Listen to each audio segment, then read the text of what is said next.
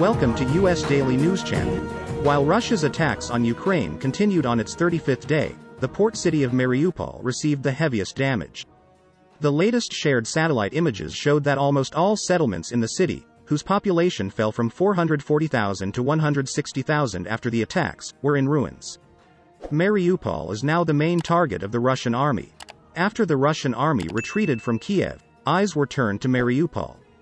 But fierce fighting continues both inside the city and on the coast of Mariupol. Mariupol stands out as a very critical region for the Russians to connect Donbass and Crimea. It is a fact that the Russian Federation destroyed 90% of the city of Mariupol, but the Russian army and navy suffered the greatest loss of the last 80 years to capture this city.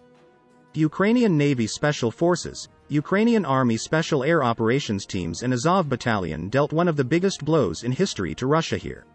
Here, the Russian Navy watched helplessly as its favorite warships sank into the Black Sea waters. In the past weeks, the Russians confirmed the damage to the Raptor-class boat near Mariupol during the fighting in the Sea of Azov. At the same time, the Russian Navy suffered a major blow in the port of Berdyansk this week. The Black Sea Fleet of the Russian Navy lost 3 battleships, including 2 armored landing battleships and 1 amphibious warship. According to the Ukrainian General Staff, the army and armored vehicles brought by Russian landing craft were destroyed in the land operation. The massive loss of the Russian Navy has been confirmed by both US, Ukrainian and Russian intelligence and is evidenced by satellite imagery from independent technology companies. So far, 7 warships of the Russian Navy have been destroyed in the Black Sea by the Ukrainian army. Recently, the Azov Special Operations Detachment announced the destruction of the Russian boat project 03160, Raptor, in the Mariupol region.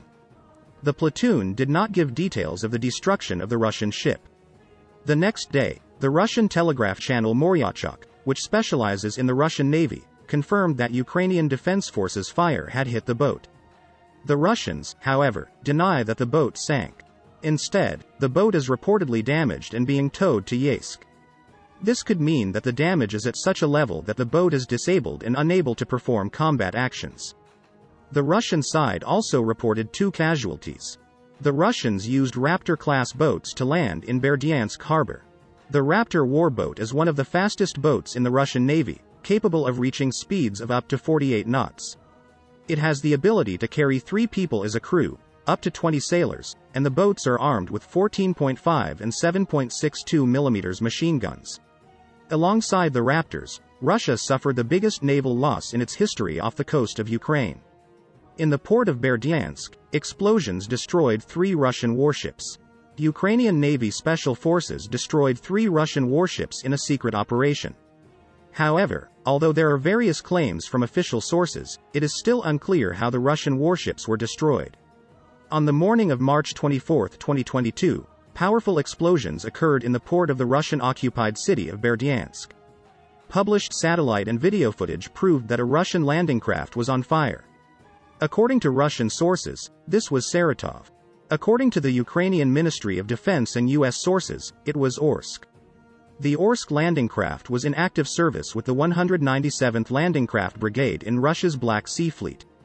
Considering that the ship has been on active duty since September 2008, the loss of Russia will be understood much more clearly. Orsk was also one of the rare examples of Project 1171 amphibious ships of its class. According to Russian sources, the fire on the Saratov Raptor-class landing craft was submerged. While Kunikov and Novocherkassk were rescued, crews were also injured. 11 injured and 3 dead were reported. Russian media reported that the explosion occurred as a result of the hit of the Tochka-U missile. But in the video this is not so clear. The cameras were not able to clearly capture the arrival of the plane. The plans of Russia, which wanted to completely close the Ukrainian coast, were shelved with this explosion. The consequences are much deeper than the destruction of 3 Russian warships. However, there is still no definitive data on how the ship exploded. What exactly happened to the Project 1171 Alligator-class landing craft Orsk remains unclear, but from what we can see at the moment, it seems highly unlikely that Ukrainian forces will target it with a Tochka-U short-range ballistic missile, as originally reported. As for what exactly happened in the port of Berdyansk that day, it remains unclear. Orsk had arrived in Berdyansk last week and had unloaded its cargo, including the BTR-82A wheeled armored vehicles, with great fanfare. However, the cargo of the Russian landing craft was soon destroyed by the Ukrainian armed forces.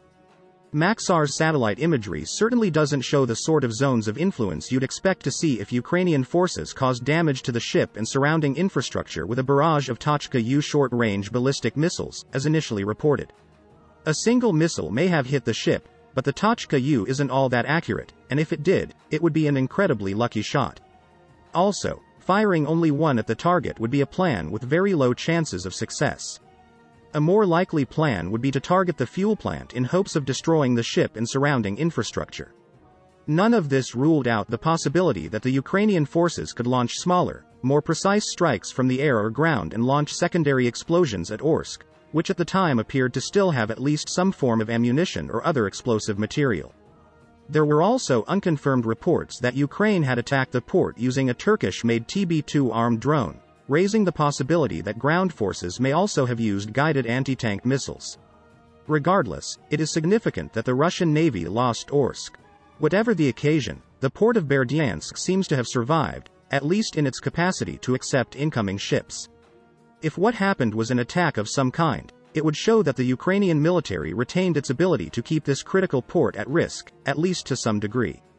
Meanwhile, Ukraine on Wednesday accused Russia of planting mines in the Black Sea and said some of this munition should be neutralized in Turkey and Romania as risks to vital merchant ships in the region increase.